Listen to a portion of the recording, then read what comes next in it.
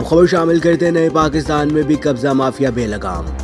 गरीब मेहनत कश 3 साल से इंसाफ के लिए दरबदर। वज़ीर आज़म इमरान खान कब्जा वागुज़ार करवा कर हमें इंसाफ फराहम करें, मुतासरीन की अपील।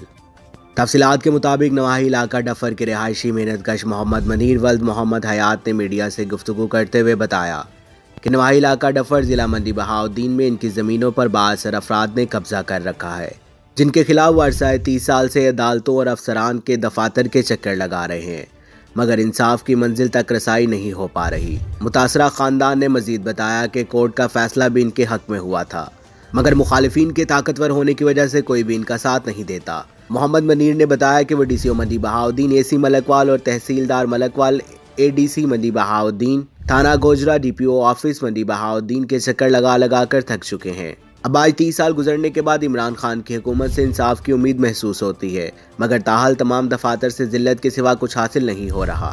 मुतासरीन का कहना है कि वज़ीर आज़म पाकिस्तान इमरान खान और वज़ीर आला पंजाब उस्मान बज़दार से अपील करते हैं कि इंसाफ दिलवाया जाए और हमारी ज़मीनों को वागुज़ार करवाया जाए।